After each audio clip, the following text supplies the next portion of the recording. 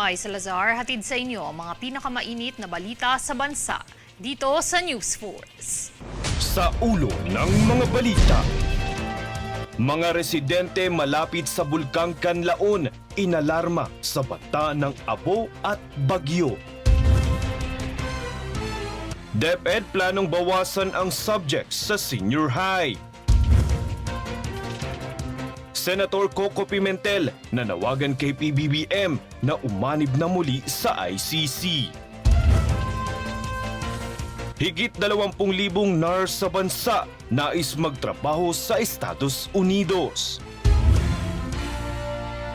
Publiko pinag-iingat sa peke at may lasong labubutal sa merkado. Philippine National Para Games muling nagbabalik sa ika-8 edisyon. Patas at bantay na balita, komprehensibong ulat para sa pulso ng masa.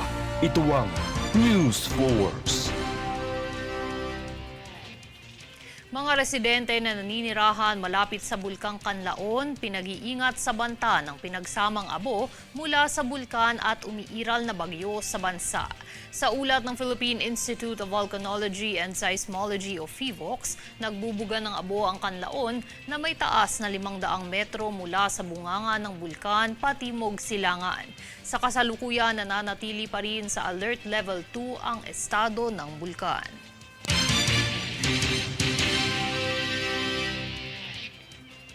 Sa pagsubaybay ng Philippine Coast Guard o PCG sa mga pantalan sa rehiyon ng Southern Tagalog at Bicol, ay naitala nito ang 655 pasaherong na stranded dahil sa bagyo.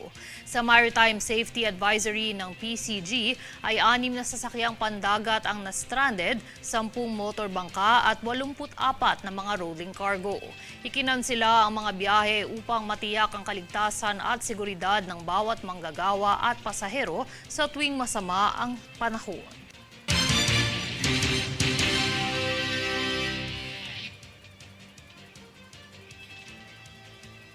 Hindi umano totoo ang kumakalat na maling impormasyon ayon sa Department of Health o DOH ukol sa pinagmulan ng COVID-19.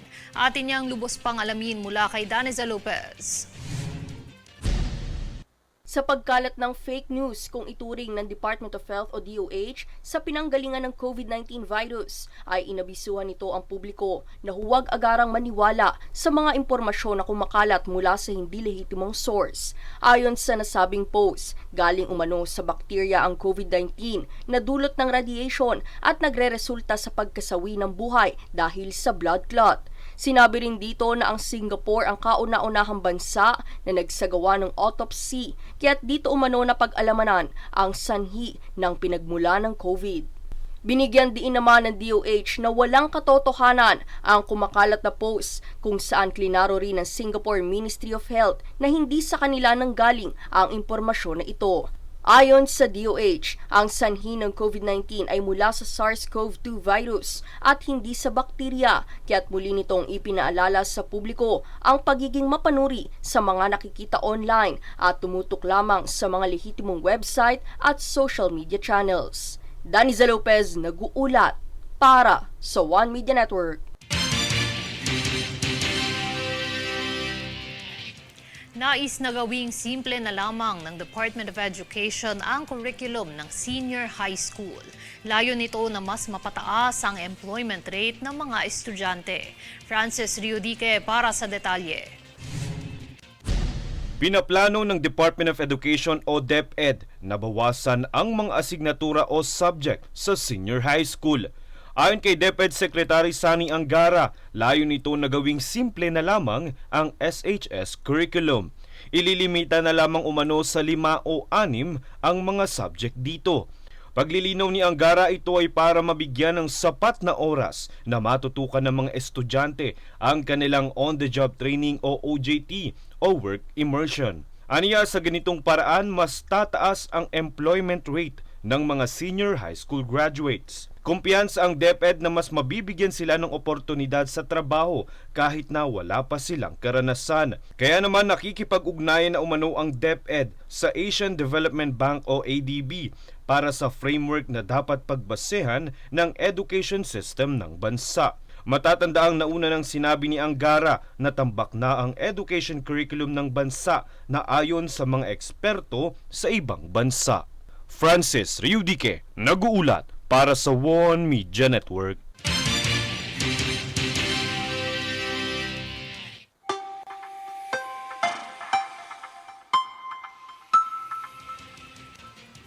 Sa ating ulat panahon, mas lalo pang lumakas ang bagyong Nika habang patungo sa Isabela at Aurora, habang isa pang tropical depression ang namataan sa labas ng bansa. Tinatayang magla-landfall si Nika sa Isabela o Hilagang Aurora ngayong araw.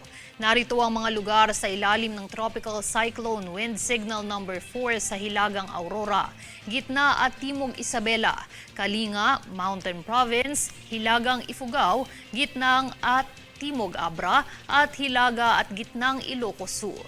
Sa kabilang banda, nakatala sa inyong TV screen sa mga lugar sa iba't ibang panig ng bansa na nasa ilalim ng Signal number 3, 2 at 1.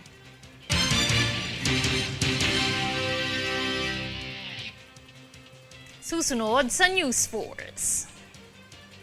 Quadcom nag-alok ng pamasahe ni PRRD upang makadalo sa mga pagdinig sa Kongreso. Bilang ng mga naghain ng COC sa BARM, nasa 117 na. Senator Pimentel nanawagan kay PBBM na umanib na muli sa ICC. Manatiling nakatutok para sa higit pang mga balita sa pagbabalik ng News Force.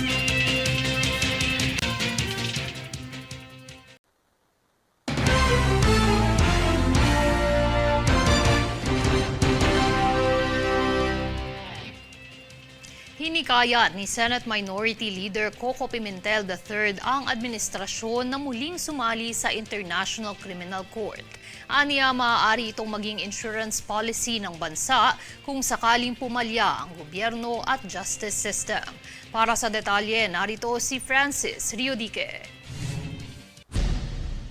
Insurance policy. Ganito inilarawan ni Senate Minority Leader Coco Pimentel kung muling sasanib ang Pilipinas sa International Criminal Court o ICC. Ito umano ang sasalba sa Pilipinas kung sakaling pumalya ang gobyerno at ang justice system nito. Payag ito ng senador sa kanyang panawagan kay Pangulong Ferdinand Marcos Jr. na muling sumanib sa naturang organisasyon. Kaya hinikayat ni Pimentel na muling suriin ng administrasyon ang posisyon nito sa ICC. 2018 nang inanunsyo ni dating Pangulong Rodrigo Duterte ang withdrawal ng Pilipinas sa ICC matapos na matuklasang nagsasagawa ito ng investigasyon sa war on drugs nito. Muling naungkat ang naturang issue matapos ang naging investigasyon ng Senado sa naging drug war ng nakaraang administrasyon. Sa kasalukuyan, nananatiling naninindigan ang administrasyon na hindi ito muling sasanib sa ICC. Samantala, matatandaang napaulat na kasalukuyan ng nagsasagawa ng investigasyon ang ICC ukol sa drug war ni dating Pangulong Rodrigo Duterte. Francis Riudique, nag-uulat para sa One Media Network. Namahagi ng tulong mula sa gobyerno si Pangulong Ferdinand Bongbong Marcos Jr. sa probinsya ng Cagayan matapos na masalanta ng Bagyong Marce. Handog nito ang 10 milyong piso sa 8 munisipalidad sa Cagayan na lubhang apektado ng bagyo. Ayon sa Pangulo, patuloy na nagsusumikap ang pamahalaan para tugunan ang pangangailangan ng bawat mamamayan sa bansa.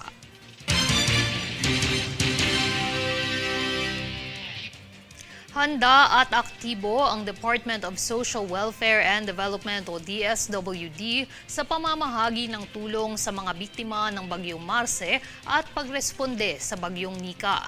Alamin ang kasalukuyang operasyon ng kagawaran mula kay Daniza Lopez. Kasabay ng patuloy na operasyon sa mga nasalanta ng Bagyong Marce, ay rumeresponde rin ang Department of Social Welfare and Development o DSWD sa pinsala na dala ng Bagyong Nika.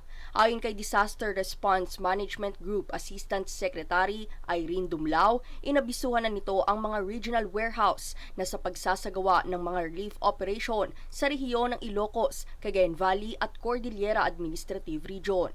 Dagdag pa niya na sa higit 6,000 family food packs o FFPs ang naipadala para sa Cagayan Valley.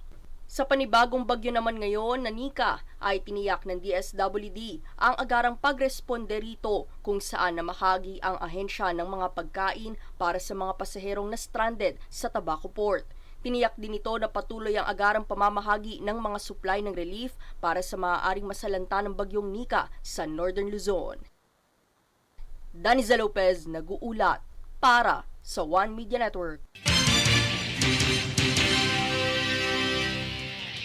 Upang masiguro ang pagdalo ni dating Pangulong Rodrigo Duterte sa pagdinig ukol sa mga umano'y extrajudicial killings o EJK sa kanyang war on drugs, nag-alok ang mga leader ng House Quadcom na sila na mismo ang sasagot sa pamasahe at tirahan ni Duterte at ng kanyang entourage. Yan ang balitang hatid ni Jade Buhoy. Para mahikayat na dumalo si dating Pangulong Rodrigo Duterte, nag-alok sina Quadcom Lead Chair Robert Ace Barbers at mga co-chair na sina Dan Fernandez, Bienvenido Abante Jr. at Joseph Stephen Caraps Paduano kasama ang iba pang mga lider ng komite. Pahayag ni Barbers na handa silang mag-ambag upang alisin ang anumang hadlang sa pagdalo ni Duterte, lalo na kung ito'y may kinalaman sa gastusin. Kamakailan lang inihayag ni Duterte na dahil sa limitasyon sa pinansyal ay hindi siya makakadalo sa pagdinig. Ukol rito ang kanyang hindi pagdalo ay nagdulot ng pagkadismaya sa ilang mambabatas na nais siyang harapin ukol sa umano'y paglabag sa karapatang pantao. Kwenestyon ni Paduano kung sadyang iniiwasan ni Duterte ang pananagutan, lalo na't ididadahilan nito ang kalusugan sa hindi pagdalo. Sinabi rin ni Abante na ang hakbang na ito ay para sa karapatan ng mga biktima at kanilang mga pamilya na malaman ang katotohanan ukol sa mga pagpaslang. Jade Buhoy, nag-uulat para sa One Media Network. Sa pagtatapos ng filing ng Certificates of Candidacy o COCs at Certificates of Acceptance of Nominations o CANs para sa halalang Bangsamoro noong nakaraang linggo, nakapagtala ang Commission on Elections o COMELEC ng 117 kandidato na inaasahang tatakbo para sa pinakaunang parliamentary polls. 109 rito ay tatakbo bilang parliamentary district representatives habang 8 naman para sa regional parliamentary political parties. Wala namang naiulat na insidente at naging mapayapa ang 5 araw na filing period.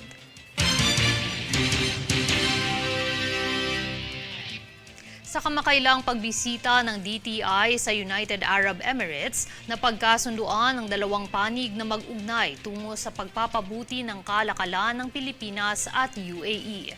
Tunghaya ng ulat ni Princess Castro.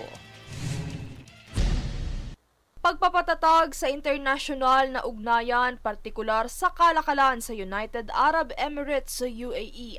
Yan ang isa sa mga tinututukang aksyon ngayon ng Department of Trade and Industry o DTI upang isulong ang bagong Pilipinas Agenda ni Pangulong Ferdinand Marcos Jr. Dahil dito nakipagpulong kamakailan si DTI Secretary Cristina Roque sa Sirius International Holding upang talakayin ang mga potensyal na pamumuhunan sa digital economy ng Pilipinas.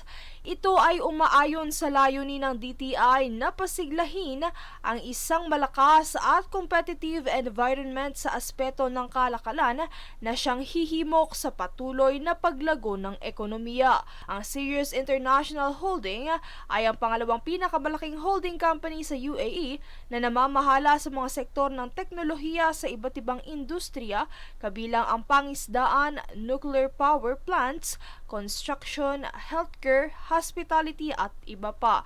Lubos naman ang pasasalamat ni Roque sa UAE sa pagtulong nitong ipromote ang small and medium enterprises o SMEs ng bansa. Samantala, upang gawing formal ang ugnayang ito ng dalawang bansa, lumagda ng isang Memorandum of Understanding o Agreement ang magkabilang panig. Princess Castro nag-uulat para sa One Media Network.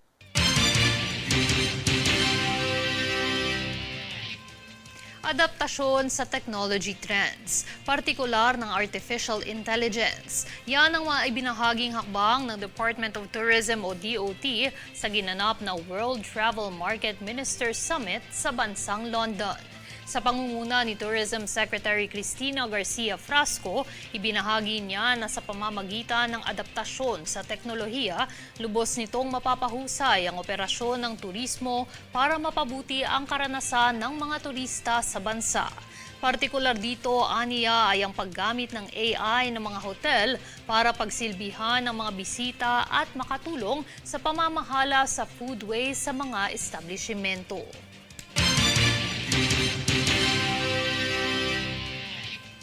Tinatayang 20,948 Filipino nurses ang kumuha ng kanilang unang licensure test para sa Estados Unidos mula Enero hanggang Setyembre ngayong taon upang makahanap ng mas magandang oportunidad sa trabaho, ayon kay Quezon City Representative Marvin Rillo. Yan ang balitang hatid ni Jade Buhoy.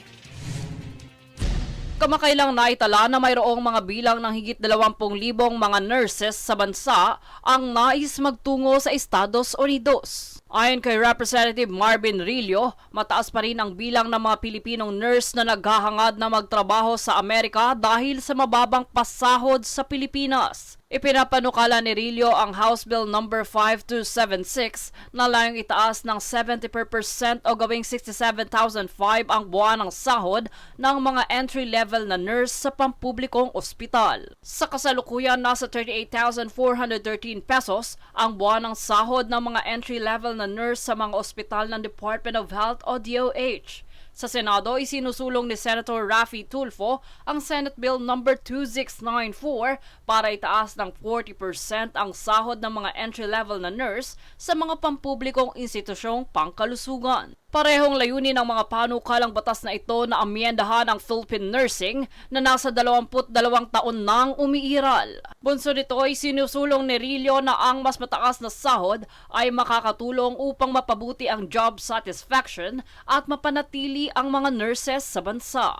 Sa kasalukuyan, may kakulangan na 127,000 nurse sa bansa na maaaring umabot sa 250,000 pagsapit ng 2030 ayon sa World Health Organization. Bilang tugon, inalis ng Commission on Higher Education o CHED noong 2022 ng Hulyo ang dekada ng free sa pagtatag ng mga bagong kolehiyo ng nursing.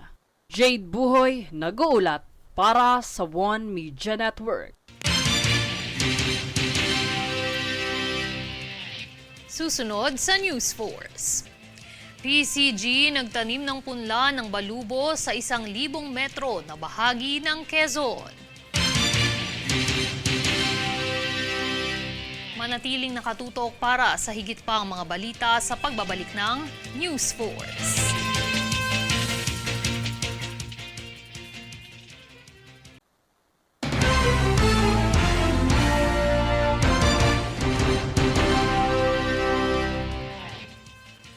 Habang dumarami ang tumatangkilik sa tanyag na collectible designer na laruang Labubu, nagbabala naman ang Eco Waste Coalition sa publiko ukol sa mga hindi otorisadong nagtitinda ng Labubu-inspired na laruan sa merkado.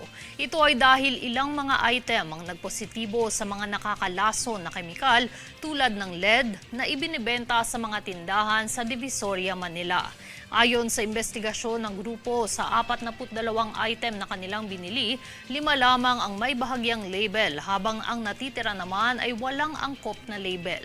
Dagdag pa rito, 24 rito ang natuklasang gawa sa polyvinyl chloride plastic na naglalaman ng mga toxic additives.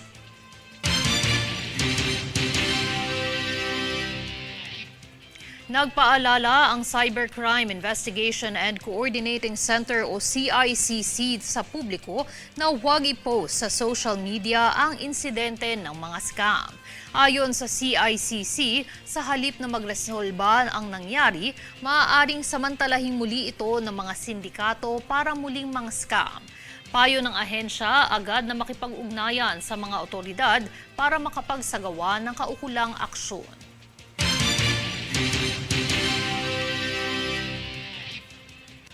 Sa pagbisita ni United Nations Secretary General Special Envoy and Delegation for Road Safety Jean Todd sa tanggapan ng MMDA nitong kamakailan, natalakay ang iba't ibang inisyatiba ng ahensya patungkol sa road safety sa Kalakhang, Maynila. Ang detalye tunghayan sa ulat ni Princess Castro.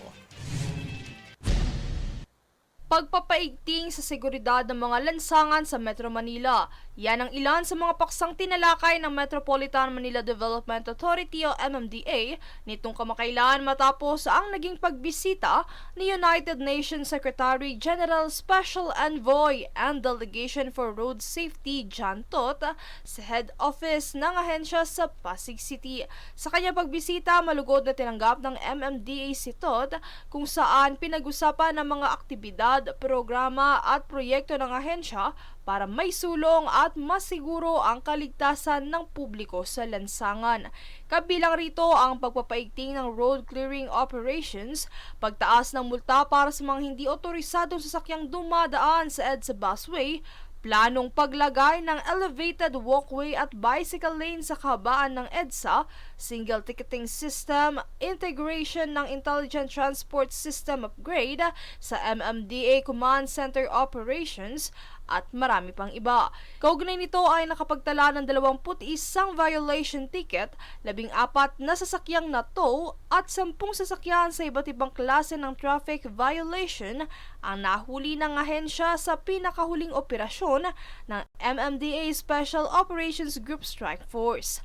Ayon kay MMDA Chairman Attorney Romando Don Artes, mula noong taong 2015 hanggang 2020, nabawasan na ng 35% ang mga aksidente sa lansangan at patuloy pa na isusulong ang mga inisyatiba ng ahensya para sa seguridad ng publiko. Bukod dito, panukala ni Todt kay Pangulong Ferdinand Marcos Jr. na bumuo ng Special Task Force na kinabibilangan ng mga kinatawan mula sa sektor ng edukasyon, transportasyon, pulisya at iba pa na magtataguyod ng road safety. Princess Castro nag-uulat para sa One Media Network.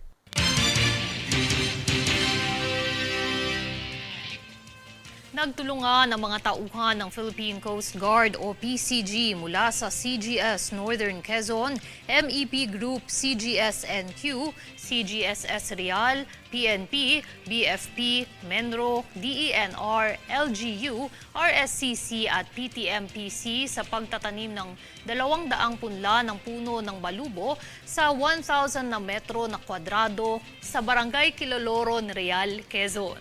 Ang proyektong ito ay bahagi ng kanilang pagsisikap na mapanatili ang kalusugan ng kalikasan at mapabuti ang komunidad. Ayon sa PGC, ito ay simbolo ng kanilang pangako sa pangangalaga sa kalikasan at pagpapahalaga ng ating kapaligiran.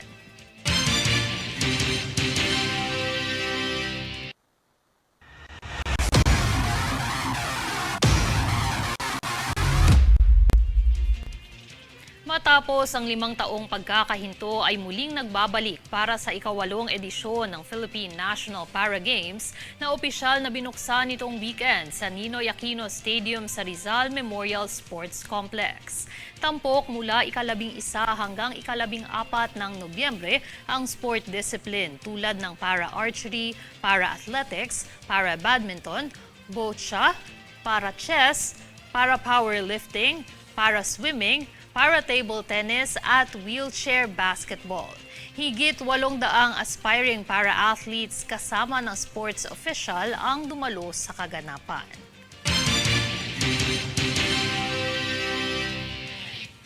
At narito ang recap ng mga nagbabagang balita ngayon. Sa ulo ng mga balita.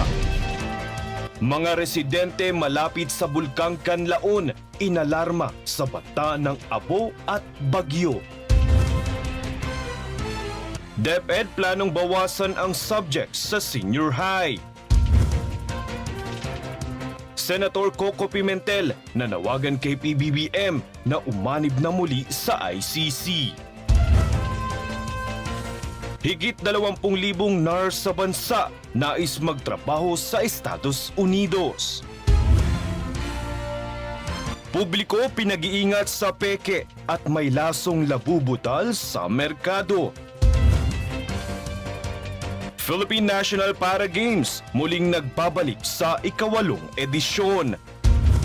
Patas at bantay na balita, komprehensibong ulat para sa pulso ng masa. Ito ang News Force.